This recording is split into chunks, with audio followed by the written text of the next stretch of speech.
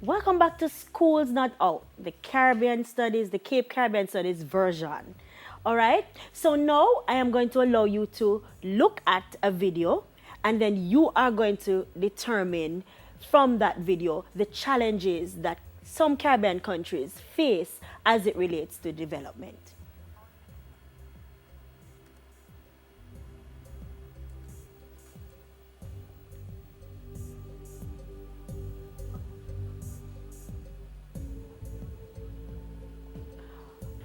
Okay, so what we have here is a discussion amongst regular people of the Caribbean as to security in the Caribbean. Issues related to security. How do people feel? Do they feel safe in their homes? Do they feel safe that they're protected by the security forces? So we have all different kinds of people talking about whether or not they feel safe within their own countries. And this can be a very big issue in the Caribbean. As you will appreciate, the Caribbean is made up of several different countries. Some are mainland countries and islands. So the issues that relate to security within the Caribbean may differ from one place to the other. In countries like Jamaica and Trinidad, for example, which is being pointed out here, we do have a national security problem. And we have been having this problem for some time. The governments of the various countries are having a challenge in finding some solutions to this problem. It goes back to what we spoke about in terms of development. Do people feel that they have access to higher education where they can make something of themselves? Do people feel as if the resources are equitably distributed for everyone? How much of this affects security within a country like Jamaica, for example? How much of this affects whether or not we feel safe? How much of this affects what we need to do to survive? You will recall when we were speaking about human development that people must feel as if they're empowered. People must feel as if they have a stake in what is happening within their country. All right? Now, people are expressing here how they feel when they look around their communities. They do not necessarily see or feel that they are safe, either by the security forces or by their political representatives who are supposed to be representing them. There is also an issue in terms of sex and how women in particular feel in terms of security. Do we feel as if we are targeted, especially young women?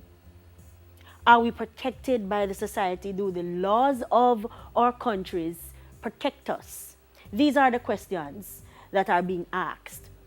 There's a particular situation in the inner city, rural, urban areas where people live in a kind of situation that does not necessarily lend itself to security based on what they're able to afford, based on their levels of education, based on their access to resources.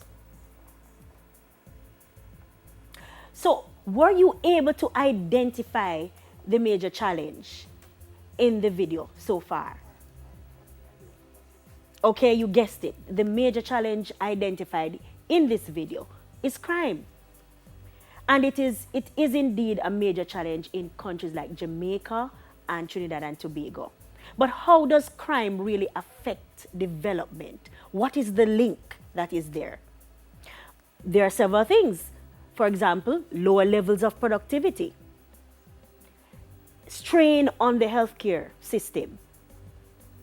The ministries of national security of the various countries have to have a large cut in the budget for national security when this money could have been rerouted into areas like education to give people greater access. So what you do have is that the resources of the country are spent in ways that could be better spent if we did not have high levels of crime. All right? So here's a question from a past paper that we could look at.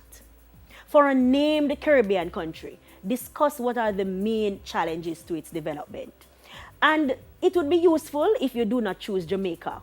We are doing Caribbean studies, and your knowledge of other Caribbean countries would be of benefit to you. All right, so what are these factors in general then which hinder or promote development? We have a number of them here. Gender inequality, political ideologies, distribution of wealth and resources, entrepreneurship and productivity, natural and human-made disasters, which is a real issue in the Caribbean because we are islands and we are prone every year to disasters coming out of the hurricane season, for example. The quality of education and relevance, the levels of crime, which we just discussed, the global economic conditions and external shocks, and tourism. Let us zero in just a little bit there on global economic conditions. What do we mean by global economic conditions? The Caribbean does not exist in a space on its own. We live in a global world. Therefore, whatever happens outside of our space affects us as well. And in some cases, it affects us even more because we as Caribbean states are vulnerable to many of the economic conditions. We are not able to have the kind of comeback that larger economies have. So we have to be careful. So we are vulnerable to any situation that may arise in other parts of the world that could disrupt the way how things normally are. We have had several of these situations in the past. Whenever there is a global economic downturn, which is what we call a recession, then it affects the Caribbean countries. It affects our output. An example of this would be the formation of OPEC in the 1970s. You recall what OPEC is? OPEC refers to the grouping of countries that are oil producing in the world. And they have a big stake in the way how inflation rates and the value of a country's dollar is decided. There are other things too, such as political instability in different parts of the world. We have had political instability here in the region, in Latin America. In Venezuela, for example, we have had political instability that has caused us to, have to pay attention. As you know, Caribbean countries have an agreement with Venezuela, the Petrocaribe agreement, which allows us to purchase oil today and pay for it tomorrow, in layman terms. So we have had this agreement for some time, but this agreement was threatened when the Venezuelan president, Hugo Chavez, died. And he was the person who we made that agreement with.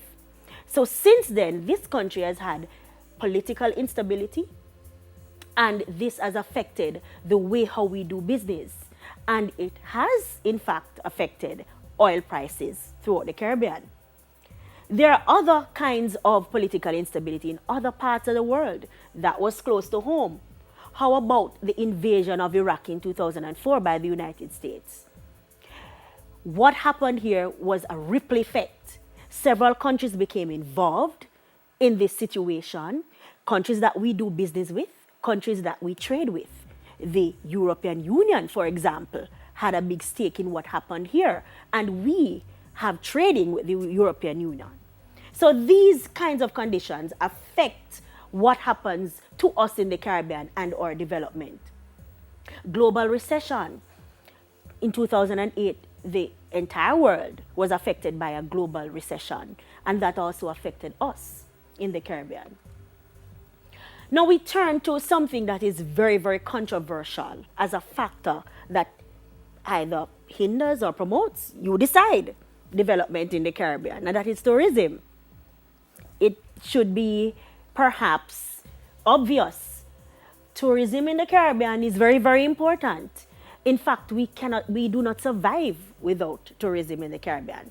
It is, did you know that it is the single largest worldwide sector, and it earns as much as $9 trillion per year. It is the biggest foreign exchange earner for the Caribbean countries, in particular Jamaica, the Bahamas, Trinidad, Antigua, all of the Caribbean countries, it's very important that we have tourism.